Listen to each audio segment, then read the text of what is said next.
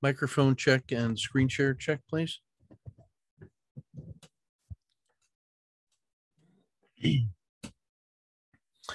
Yeah, so this is the kind of email that you like to get, if I'm being honest, after a miserable day at work,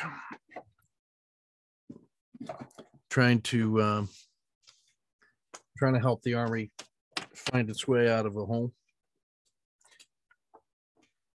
and putting up with people in leadership positions. This is from Trader DH, who applied our principles with the use of options today for the S&P and paid for the foundations course. And he's got the right mindset here, keeping the risk measured, powder dry, keeping the hard won cash. So those just got to be bricks in the pile and just keep focusing on making bricks.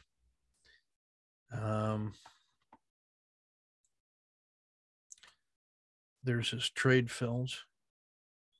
That last trade at 1154 was quite a move.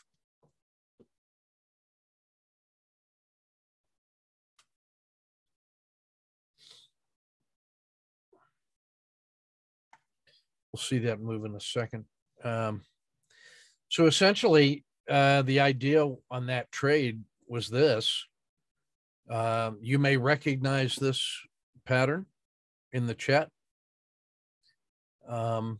When we do the bar by bar trading in the bar by bar workshop, the home study course, there's about 30 hours of practice where we say, look, we have a standard frame. Where would we want to get long and or short? And prices right here at the zero line. And our typical pattern would go something like this. With price at the zero line, would you get long at 1 and or 2 and or 3, short at 4 and or 5 and or 6? What would you use for the stop? Typically what we came up with was like straddling this price in the middle here. From Z3 to Z3, and then taking half of the yellow box as the risk. And so in the advanced hybrid trading course, they talk about the idea of buying on the button. And the idea being that you're on the button at 0, right exactly in the middle of a sideways quiet channel. And if you were going to get long at 1 and short at 4, if you had a directional bias, like in this case, a return to the VWAP, because it's now 115, I might say, let me get long right now on the button, so that if it goes through 4,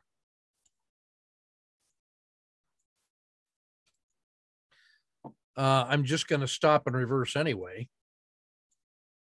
right? But instead of waiting for 1 to get long, you know, with a stop at 0,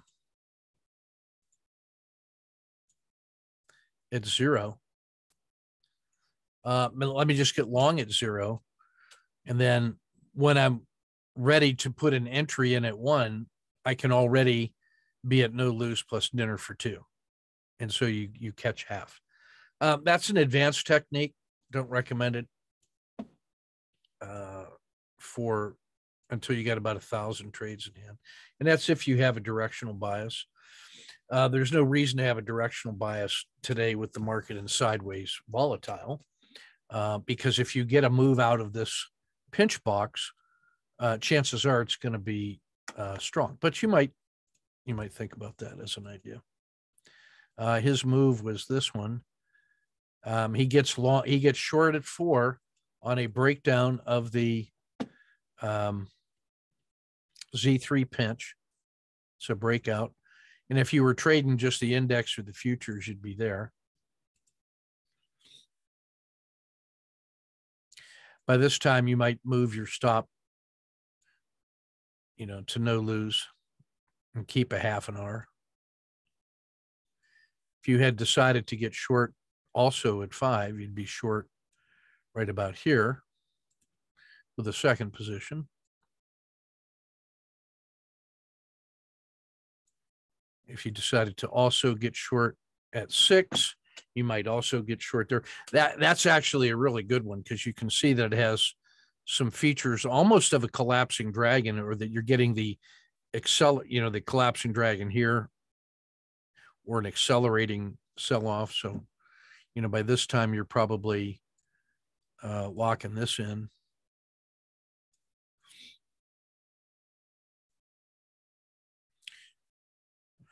You're probably locking that in. Now you're well in the money on all 3 positions.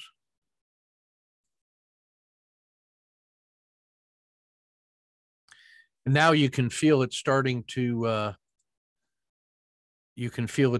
stall. So you might just go ahead and be prepared to take that one when it crosses the RLXD, and you'd be happy. You'd be pretty happy with that trade. You might be tempted on that one.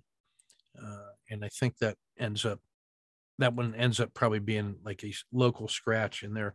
But that move there with his options was massively good, and that was essentially the trade that he made. So if we're just counting that, we might go 1, 2, 3, 4. 4R in the first one, 3R in the second one, 2R in the third one. So that's about 9R, give or take, out of a sideways quiet channel.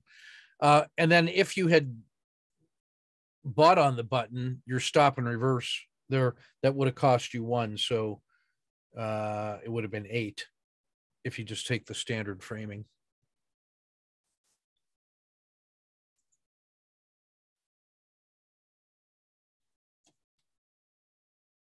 So that's what 8 looks like, or 9, depending on how you do that.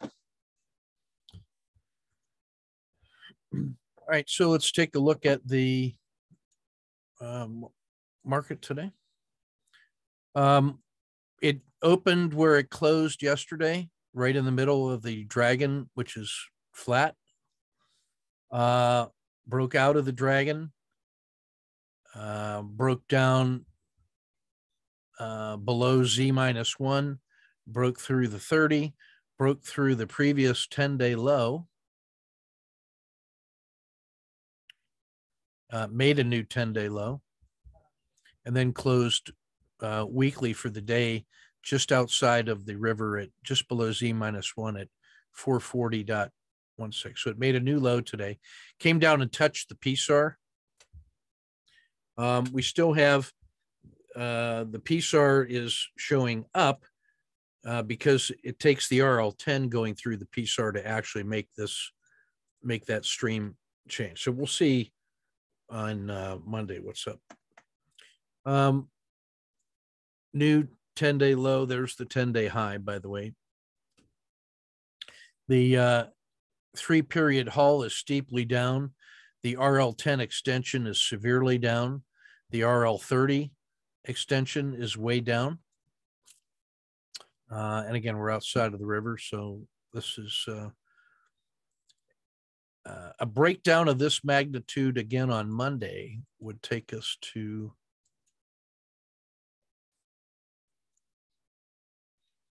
beyond Z2, and really through everything except this last bar was the 30-day low. So we would be within spitting distance of the 30-day low. But another day like today would take us through what had been a consolidation area that would have been violated down in here. And it would also be a collapsing dragon. as the Z2 line here is also the belly of the RL10 for the collapsing dragon.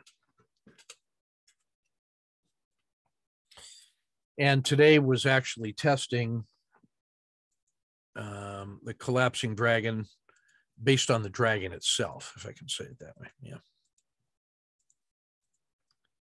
So that really puts this in a vulnerable state. So here's the bottom of the dragon right here. And today that price came down and settled right on it before a micro bounce. So you couldn't get more critical state than that. Sitting right on the PSAR, the 10-day low, the RL30 reversed and slopes downward, the belly of the dragon, that's as critical state as you can possibly define. Because the big move to the downside is obvious, but it also sets up a nice recovery run back to the 10-day high if it can get through the Bollinger Band mean and then to the 10-day high. So you get, a one-day move of great magnitude shaping up on Monday. We are at 8% sell-off from the swing high. If we come back and check the previous swing high all the way back here 30 days ago, 28 days ago, the sell-off from that price level down to today's price is minus 8%. So we're back into official correction territory. We're within a hair's breadth of that. All right, let's take a look at the sectors.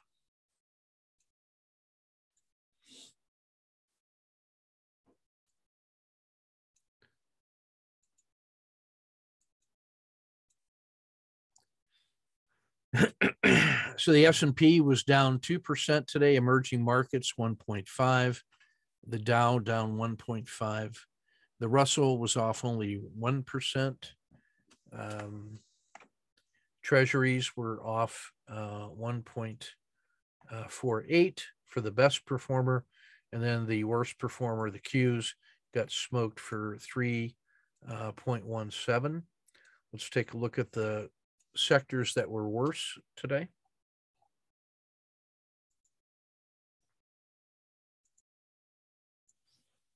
ARC Genomics off 2.26.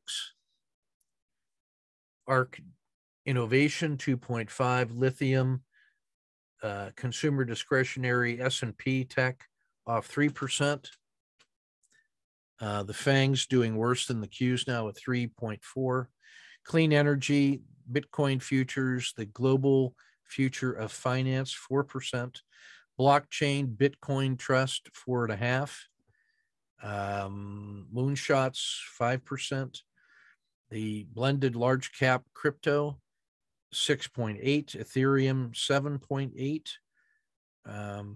Individual companies that got smoked today. Rivian, minus 9%. Coinbase and Tesla off 5% each. Tesla back down under 900 and sitting at 860. That was as bad as the previous big trading sell-off. So I would expect that to attract some fanboy buy on dip buyers, but that's starting to get a little old right now. PayPal off 3%. Microsoft and US Steel off 2.4 and 2.27. Apple was even off today, 2%. So all of the bellwethers and the tech leaders getting crushed today. So let's see what sectors were better. Materials were slightly better at minus 1.55. Commercial real estate 1.5. Finance and Bucked Holdings 1.2. XBI is the S&P biotech minus 1%. The two lumbers 0.84, 0.81. Consumer staples 0.3 minus 0.36. And now we're into the green. So there were some things that worked today. Brazil 0.28, agriculture 0.33, marijuana 0.5, Mexico 1.17. Energy has come back strong.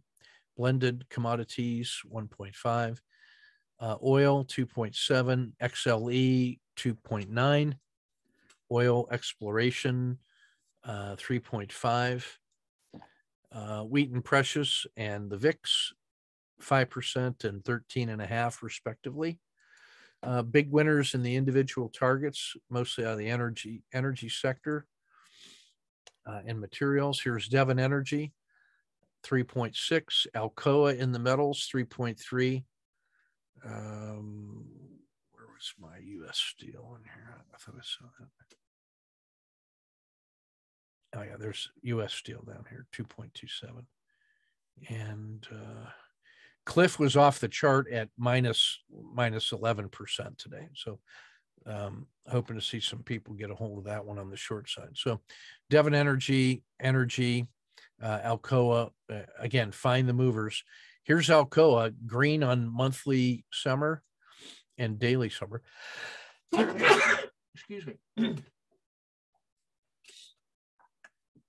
All right. So I want to spend some time with the 4 phases of Alcoa today. So I was committed to Alcoa on the long side, along with the other metals. There was a morning gap that I missed. This was just like the U.S. Steel trade yesterday, but I just missed this one. Then a consolidation for about the opening 20 minutes. I missed what should have been a straightforward SSC. Again, because we're tracking from yesterday's close, we would see that as the big harsh winter. There's the PSAR flip, the crossing of the dragon, the price crossing the PSAR. That's, and then with even a 1, 2, 3 exit, that should have been the first trade. But I did get the CATA 2 standard risk at the PSAR dot, and that's about 30 or about 40 cents, 0.5%. And just traded the managerial exit. I was committed to the long side, so here's the next CATA 2 and a quick scratch. On these, my standard practice is just to take the same size risk box so that I have normalized risk, and you see it kind of works out to be that way, like an extension down to the Z3. So phase 2 was this one, that after this, after this little peak, after this little peak up in here, I missed all of these short side trades, like the RLXD, collapsing dragon, second collapsing dragon, and the crossing of the RL270, Z3 pinch breakdown, missed that one with the crossing of the VWAP. This is the one that I should get if I'm ever playing short. I would have on a day, if I'm going short in there, I should be getting short in here on this next collapsing rollover. However, I was committed to the long side. This would be a standard play here. That one, because of scale, that's about a 30 cent. So if I play the 40 cent, that box actually looks like this. And then the long side trade here. And so, your R number is dramatically larger if you just go straight to the PSAR dot. But my advice is to pick a standard management risk box, and then stay with that one. So this is like 40 cent. I'm sorry, let me show the 40 cents. That's like a 40 cent box there. 85. This one would be 40 cents, is about like right there. And so that would give you about 2R to a sniper exit. Then the CATA 2 reentry, maybe half an R. this one, I was concerned about. The market was really starting to get crushed. This is where that large move in the S&P sort of triggered, and it's at that big blue dot. So the next phase in this downward move, you can see the downward cycle beginning right here, and the threat is down to the is through the RL 270, back into congestion in here, and then maybe down this far. So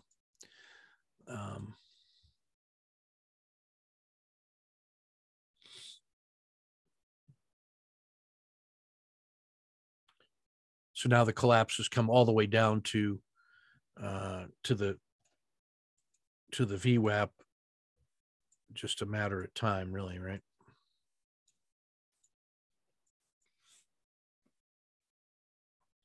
By this time, the S&P starts to consolidate, and then this is just a standard. That's what the SSC looks like in the moment. And I'm picking a stop where I'm supposed to, right at the bottom of the RL10 and the PSAR. So you just hold my nose and take the trade. That's about a 30-cent risk. So if you wanted a 40-cent risk, you'd be, let's see, that's 80. Yeah, 40-cent risk would be down like right about there. So you take that trade, and now what you're looking for would be like a return to the RL 270, although that's gonna decay somewhat. So it's gonna, as time passes, that thing is gonna roll over and maybe look like that.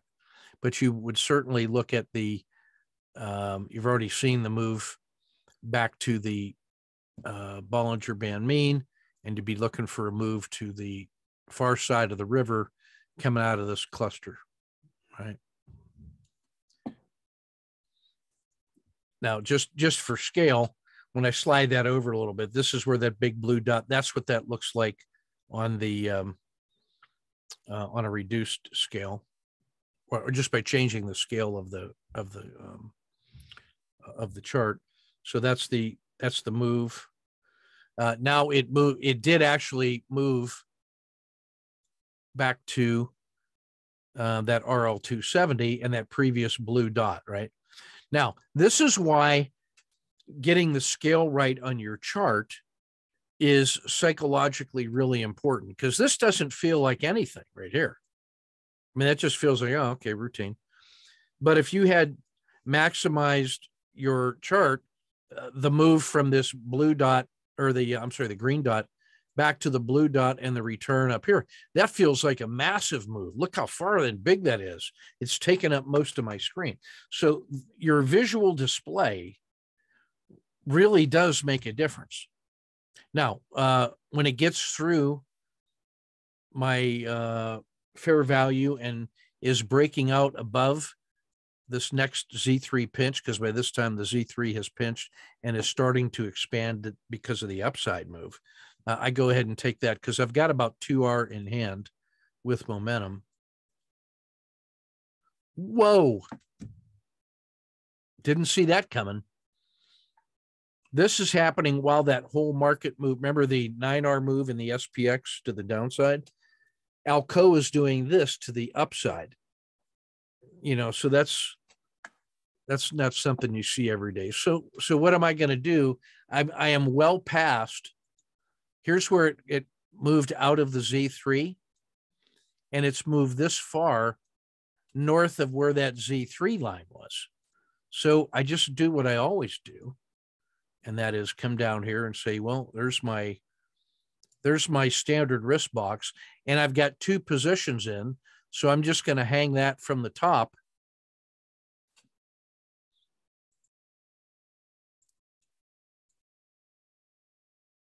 And take the exit and get a bad fill.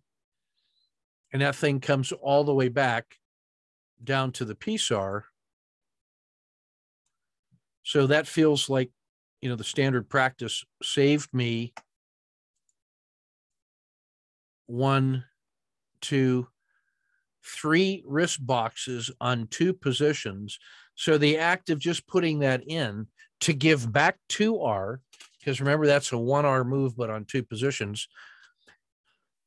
Locking that in saved 6R. So give up 2 to save 6. Feels correct.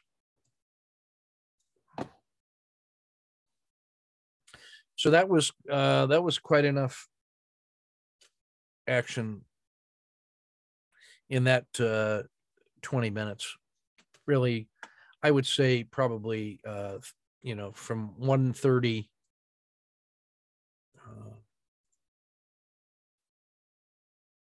this whole prep and then execute from 1:30 to about 2:30.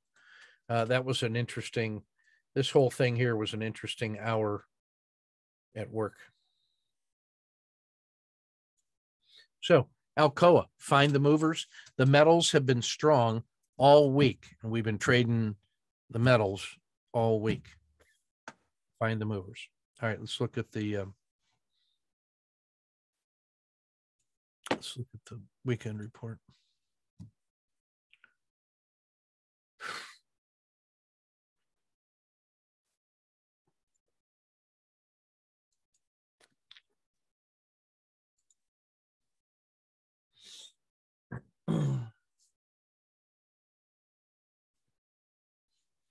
So as usual, we start with the weekend report.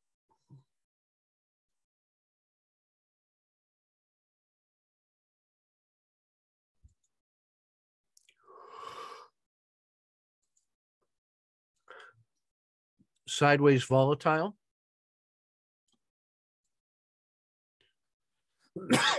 So we're emphasizing the day trading more than the swing trading. Horrible weakness kicked in today on the 10 and the 2-day. 30 and 90, you're still well underwater. And the 270 is even coming back to middle of neutral again. Sideways markets were about 0.85% below the 200-day moving average. The risk Z, which has come back from Z -2, made the move up to Z0, but now, warning, feels like it could be rolling over. Still risk off. ETF2 has been at and remains at 10% exposed. Only ILF, Latin America, is above its 4-month moving average. Monthly market check. This little doji is problematic. There's a baked in strong move to the upside, but really the one I'm worried about is the downside move. It gets us to about 420 on the monthly, where it just recently was, as you will recall, to find support at the PSAR. That puts this whole move at risk that started off all the way back here from around 300. This whole move to the upside is now at risk because of the PSAR being challenged. The 9-day is showing the magnitude. That move, those are the last 2 times there was weakness of that magnitude. One of them was brutal, one was not. There's a lot of money on the long side that was made during this quiet grinding upward bull, which is kind of an amazing move from 300 to 450. That's a 50% move. And you might ask yourself, how willing are guys going to be to exit those longer term positions in order to preserve most of that 50% move? Could that lead to selling pressure? We'll see. So that to me says that this move here below 430 is really crucial, because if this move, while it gets your attention, hasn't violated the previous low or that low, but if that breaks, look out below. Weekly, that looks almost like a collapsing dragon, for being honest. You don't see it in the RLs, but the feel of that thing rolling over, and really, if it breaks down below, in this case, about 435, That could be decisive. And then there's 430 at right by the Z1 or Z2. And then here is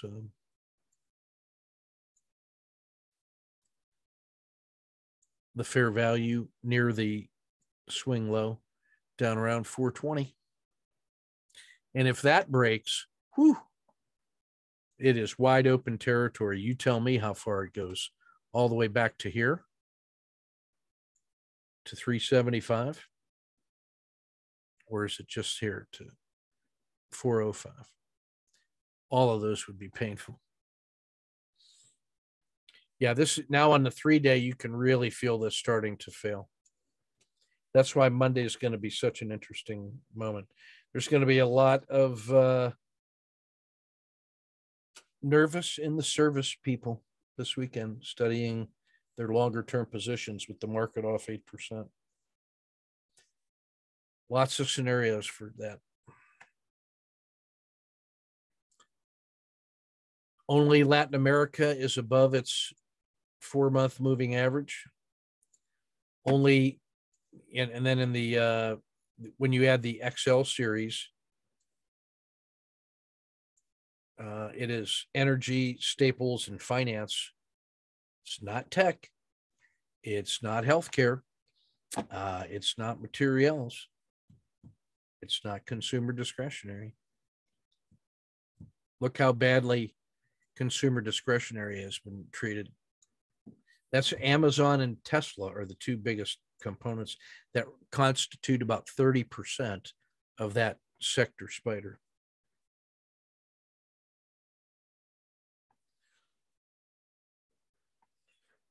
ETF 32 adds some of these expansions, ETFs like the blended commodities, agriculture, gold gets added,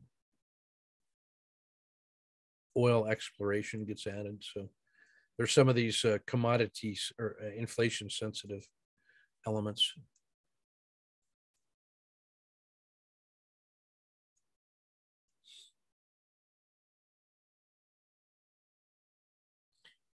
Silver, come on, silver.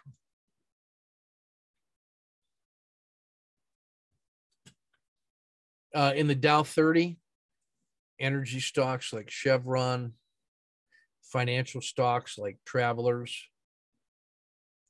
and American Express still doing pretty well.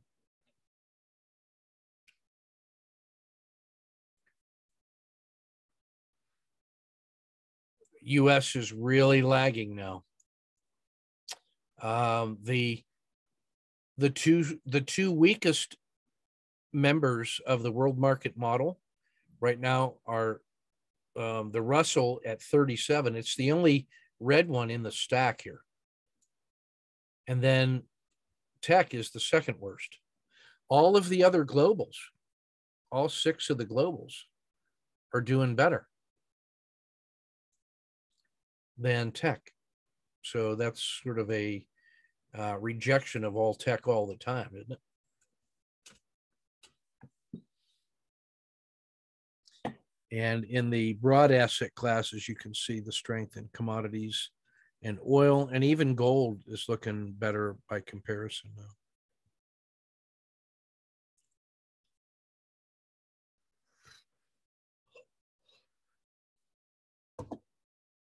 White and green, even in staples, which is one of the stronger sector spiders. It was great. Now it's just good.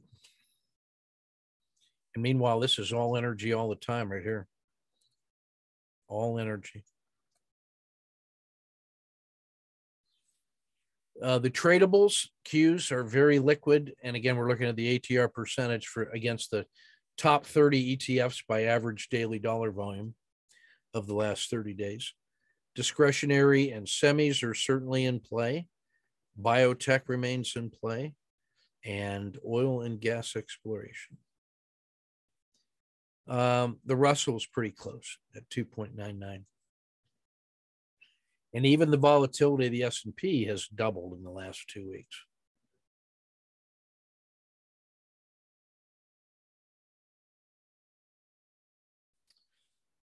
From the daily, Latin America is giving a warning about potential weakness to the downside.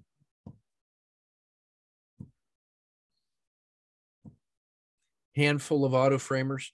The range was so large today that's why you're not seeing more symbols. But Microsoft is really a warning sign when they're getting smoked. That's a sign of fundamental weakness. ExxonMobil remains strong in the energy space, as does Chevron.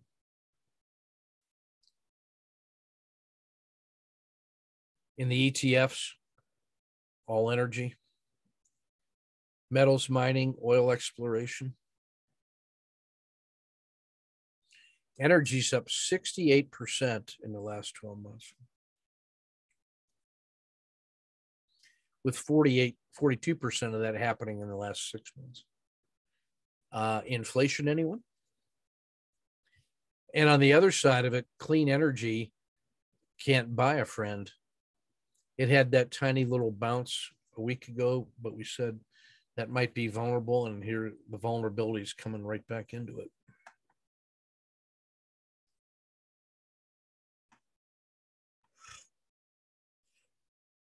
Starting to see some more winter creeping in.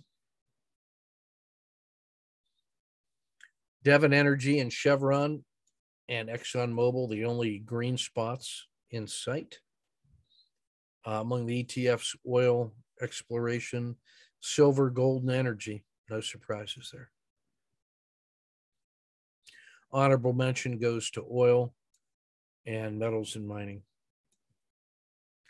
And Treasury's finally waking up compared to their previous considerable underperformance.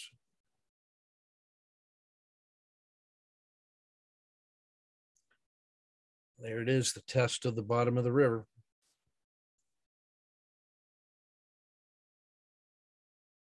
This is how bad Microsoft is on a Z-score basis, and the Qs by every measure of time that you, 40 days, 20 days, 10 days, and 5 days of holding. That's how bad their Z-scores are compared to their long-term average. Latin America, energy and financer and gold stand out by comparison against this broad sampling.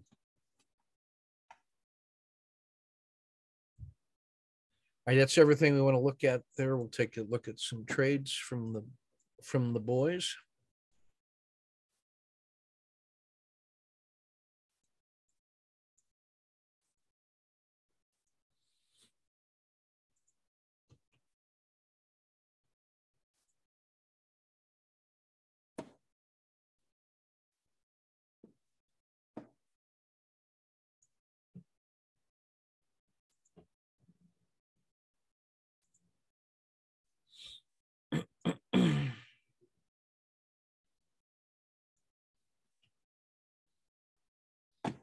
Luke left early today to go play golf.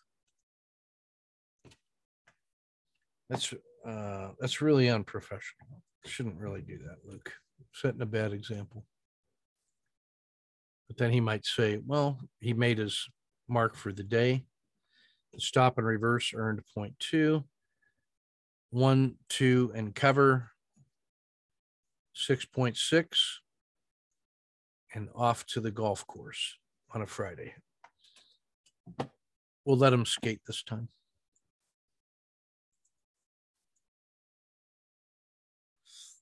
Van Miller offering some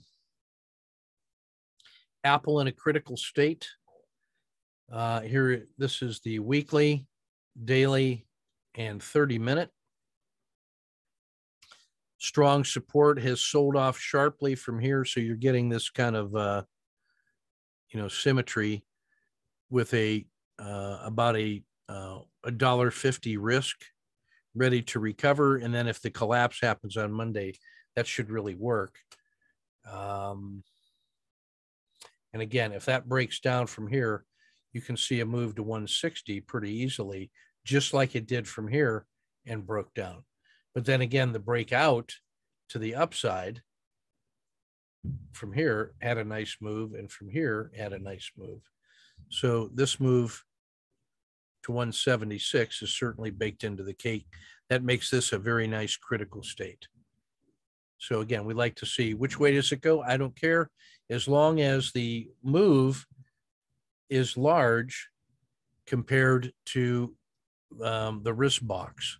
I can just wait for the breakout in either direction. So good frame.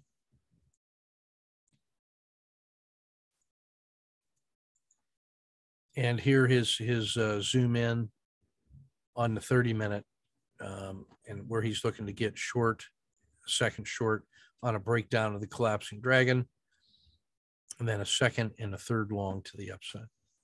Looks good.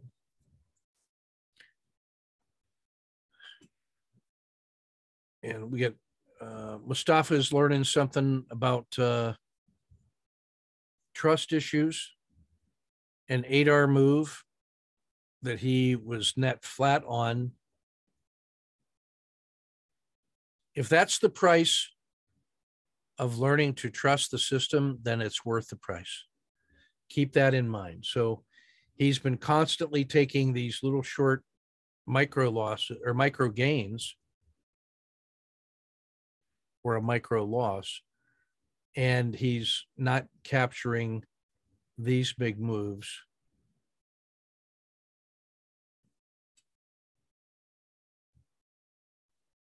Re-entry, key to sanity. See yesterday's lesson on that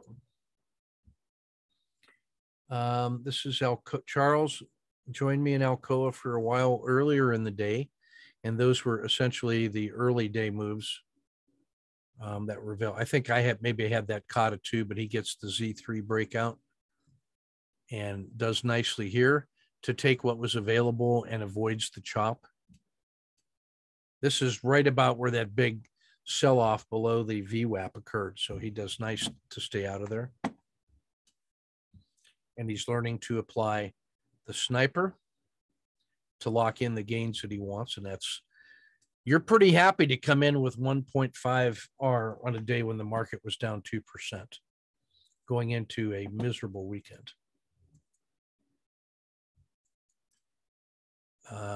More on Cliff.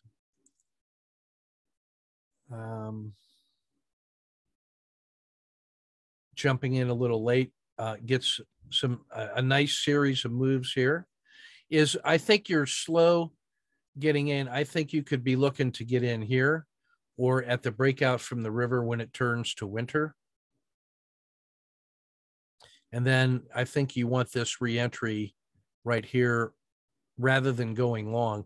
This barely breaks through the PSAR dot at all. That looks almost premature.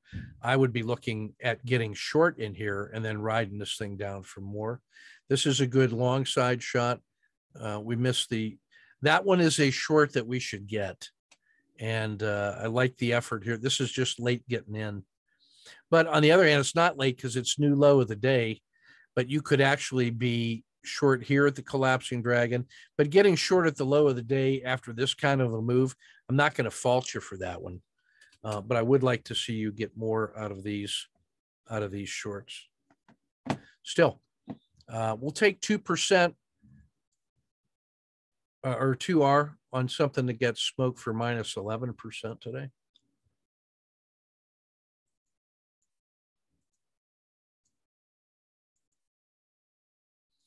Ron picking his spot nicely here. So you got a high, a lower high, another lower high, and on this rollover, he gets short like a RLXD and a P1 and captures what was there. Now, when you see these continuations, every one of those is an opportunity when the RL10 crosses the dragon to get short with a stop at the top of the dragon. Cash it, short, cash it. So there's a couple three more in here that were possible. So good work today, 1.5.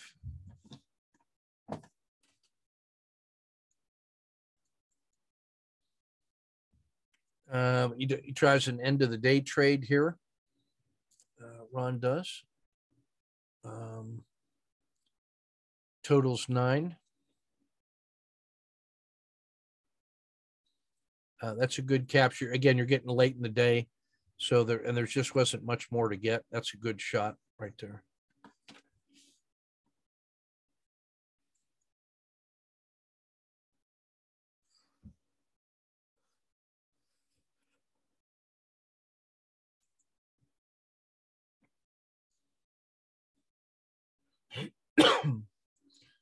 Mike does a nice job here. This was that little Kata 2 coming out of the bottom. Nice risk. Perfect. Yeah, the easiest move of the day, that's for sure. Good Kata, good cover, good short. There wasn't much there. This is late. This should be here. With a risk like that, then that pays off even better. Good shot, good shot. I hate when work gets in the way of a good short. This is a great stop and reverse. This was unfortunate, and I think it chased you out of getting the automatic short, and then this would be a second position. So this one could have been 5 today, to be honest, in that sequence right there. But that's still good work on the trades you did put in. I thought those were well executed. John M. bringing home 5 in the Aussie. Feels to me like you're starting to get the hang of this one. Nice, great, perfect. That's worth a shot to get back to the VWAP.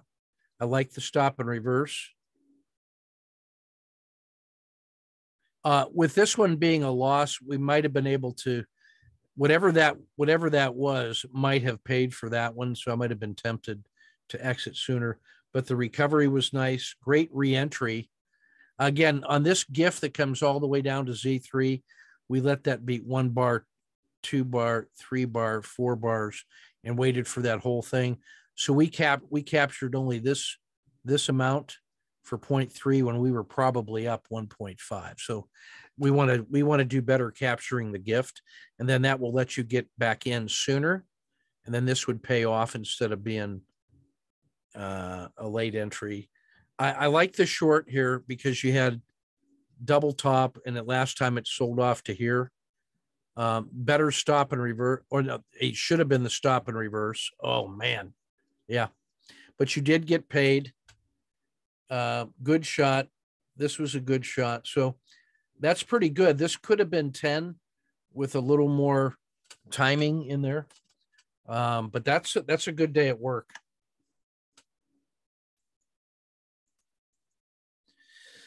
Tom comes in with 1.5 through the combination of routine trading in the 10 minutes on TNA and TZA.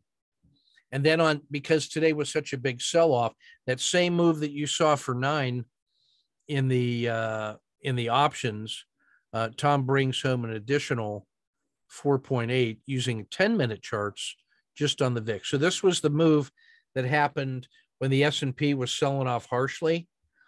That's the move in VXX. And it closed like guys are expecting some more pain on Monday. I'm pleased to see you carried no overnight risk on that, though. Wojciech, we've got to get more out of the Aussie than this. Here's a Kata 2.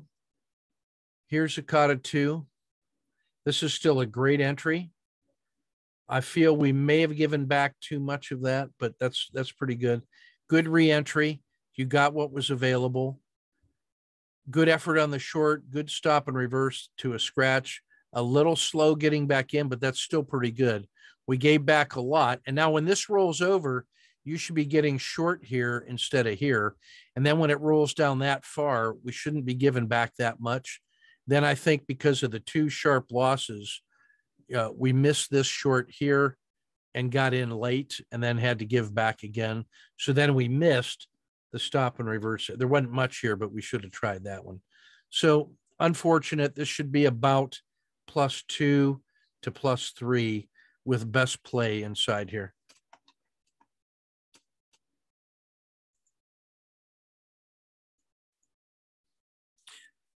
Susan on CLF, working in and around work. I'm liking this one in here. So here's that morning hook. She got paid to the PSAR dot. She notices this rolling over, so she gets short here.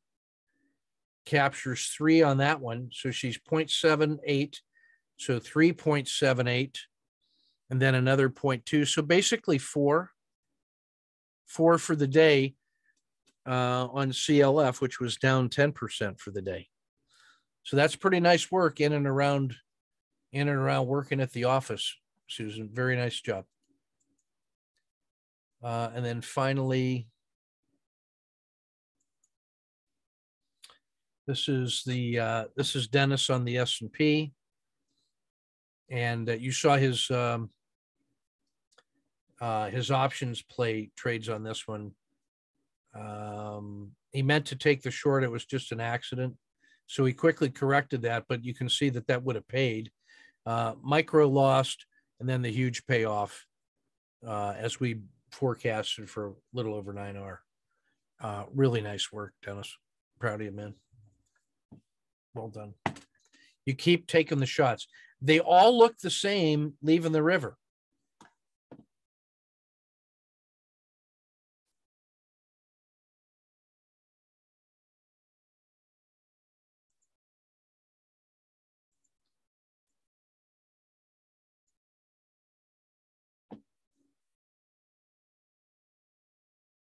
That's everything I got today. So reminder, tomorrow morning, 8:30 for the personal coaching group. 6 p.m. for the foundations Q&A, folks. 8:30 for the swing trade frame reviews. And then Sunday, 8:30 for the day trade reviews. And there we are. Reminder, the foundations course, the next semi-structured cohort's going to start 1 April. It's a self-paced course, but if you wanted to start with a cohort of folks from VTI, I think they're going to start in April.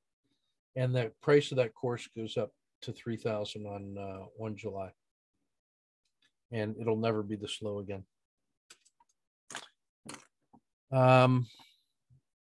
That's everything I got for us. Take good care. We shall see you tomorrow.